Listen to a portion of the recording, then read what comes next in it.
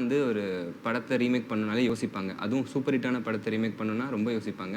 அதுவும் ஆர்டிகல் 15 மாரி ஒரு படம் வந்து ஒரு சென்சேஷன் உருவாச்சுன்னு சொல்லலாம் அந்த இடத்துல பாலிவுட்ல.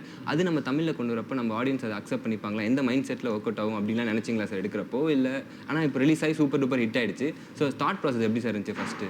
ஆர்டிகிள் 15ங்கிறது ஒரு ஒரு மதம், இனம், மொழி, சாதி, பிறப்பிடம் சார்ந்து யாரையும் வந்து நம்ம டிஸ்கிரிமினேட் பண்ணக்கூடாதுன்ற ஒரு சட்டம். அது இந்திய அரசியலமைப்பு சட்டம். அத பத்தின ஒரு கதைங்கிறதே ரொம்ப ஒரு இன்ட்ரெஸ்டிங்கான விஷயம். வந்து இங்க நெறைய பேருக்கு அப்படி ஒரு சட்டம் இருக்குங்கிறதே தெரியாது. இன்னைக்கு வரைக்கும் கூட அது ஆர்டிகிள் 15ன்னு யாருக்கும் சொல்ல தெரியல. ஆர்டிகிள் 65ன்றாங்க, ஆர்டிகிள் 16ன்றாங்க, ஆர்டிகிள் 85ன்றாங்க. அவங்களுக்கு எது வாயில வருதோ அதான் பேருன்ற மாரி ஒண்ணு பேசுறாங்க இல்லையா? அத வந்து முடிஞ்ச அளவுக்கு எல்லாருக்கும் கொண்டு போய் சேர்க்கணும். அட்லீஸ்ட் அது அது அது எத்தனாவது சட்டமா இருக்குங்கிறது முக்கியம் இல்ல.